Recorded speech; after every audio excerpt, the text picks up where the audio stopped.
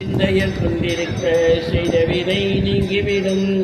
தொட்டிலுக்கு பிள்ளையும் தொழுவிற்கு பார்ப்பதுவும் பட்டறைக்கு நெல்லும் பறித்த மலர்காலும் உனக்கு எரிக்க என்னையும் எனக்கு உண்ண உணவும் தட்டாமல் தத்துவாய் தகவுறவே. அரியவினை தீர்க்கும் யானை ஒத்தோனை அடவி செண்பகம் முக்கனி ஆனவடி படைத்தேன் அன்பின் மணிவாசகத்தை நலம் பெறவே நயந்து ஓதினேன் அருள்வாய். சுத்தமாக சொல்ல மாட்டேங்கிறீங்களா? ஆகிறது இல்லையோ? சுத்தமாக இல்லையா?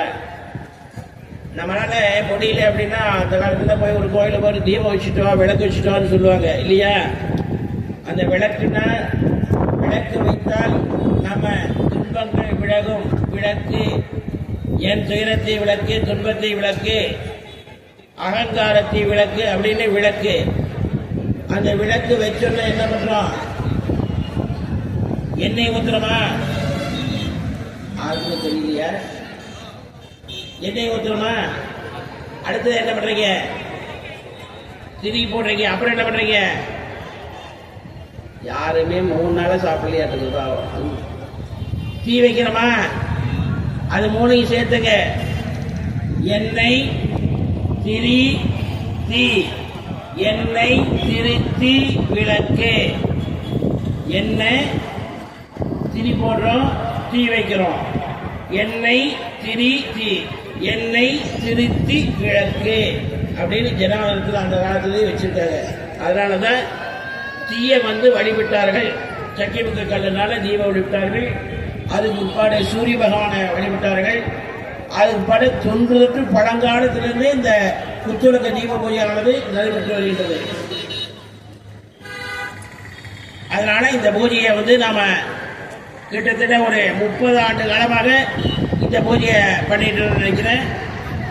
இந்த பூஜையில சிறப்பு பொருந்திய ஒரு பூஜை. மகாலட்சுமி, மகா காளி, மகா மாரி, பல ஊரில் இருக்கிற அம்பாளுடைய பெயர்கள்லாம் இதில் சொல்லி நாம் அம்பாளை அழைக்கிறோம்.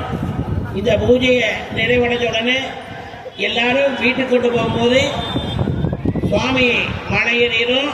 வீட்டு வாசலில் நின்று அங்கே தீபத்தை ஏற்றி உங்க பூஜை அறையில் பூஜை செய்கிற இடத்துல வைக்கக்கூடாது. இதெல்லாம் செய்யக்கூடாது. ஒரு பூவை தொட்டு அந்த தீபத்தை அணைக்கணும். அணைன்னு சொல்லக்கூடாது. அந்த மலை ஏற்றணும் சொல்லுவாங்க. மலை ஏற்றணும்.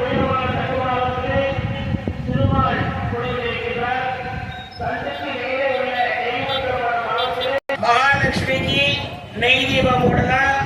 நாராயணனுக்கு நல்லெண்ணெய் தீபம் போடலாம். கணபதிக்கு தேங்காய் எண்ணெய் தீபம் போடலாம். தேவிக்கு 5 வகை எண்ணெய் தீபம் போடலாம். சர்வ தேவதைகளுக்கும் வேப்பெண்ணெய், நெய், இழுப்பெண்ணெய் 3ம் கலந்து தீபப்படுவதால் செல்வம் உண்டாகும். இது குலதெய்வத்திற்கு சிறப்பானதாக. முன்வினை பாவத்தை போக்கும், செல்வம் நிலைத்து நிற்கும். வாழைத்தண்டினால் திரியினாலே திரி செய்து தீபம் போட்டால் மிகுந்த செல்வம் வளரும். பேய் பிடித்தவர்களுக்கு அதன் தொல்லை நீங்கும். விநாயகருடைய பூர்ணாருள் கிடைக்கும். புது மஞ்சள் துணியினாலே திரியிட்டு தீபம் ஏற்றினால் காற்று சேஷ்டைகள் நீங்கி கிரகதோஷம், பங்காளி பகை இவையெல்லாம் நீங்கும். வடக்கு திசையில தீபம் ஏற்றி வழிபட திரவியம், செல்வம், மங்களம் உண்டாகும். திருமண தடை தெரியலன்னா எல்லாம் ஒரே திரியா போட்டுக்குங்க. 5 திரி வேண்டாம், ஒரே திரியா போட்டுக்குங்க. ஏன்னா காத்தடிக்கிறதுனால ஒரே திரியா போட்டுக்குங்க.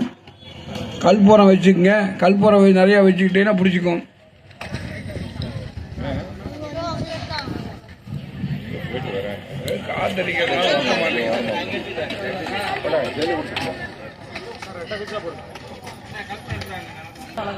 அப்பா வாயு பகவா கொஞ்ச நேரம் எங்களுக்கு இடைவெளி கொடுப்பா. நீ ரெஸ்ட் எடுத்துக்கோ. இவங்கெல்லாம் சீக்கிரம் பூஜை பண்ணோம். உட்கார முடியல, எல்லாம் காலை பிடிச்சிட்டு உட்காந்துருக்காங்க.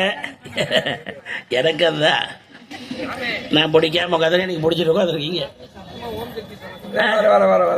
சொன்னா கட்டாயம் நிப்பா. எல்லாம் ஓம் சக்தி சொல்லணும். உங்க அர்ச்சகர் சொல்றார் எல்லாம் ஓம் சக்தி சொல்லுங்க. வாயு ஒரு மணி நேரம் நமக்கு இடைவெளி தருவார். நாம் அந்த நேரத்தில் சிறப்பா பூஜை விடலாம். ஓம் சக்தி. கேட்கலையே எனக்கு அப்புறம் அம்பாள் கேட்கப்படுது. ஓம் சக்தி ஓம் சக்தி வழிபட்டால் பூர்ண புண்ணியம் கிடைக்கும். ஆக்கும் தொழில் அனைத்தையும் ஐந்து கரத்தான் திருவிளக்கே போற்றி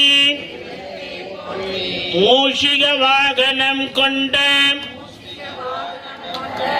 முதல்வன் திருவிளக்கே போற்றி கஜமுக கணபதி திருவிளக்கே போற்றி சிவசக்தி கணபதி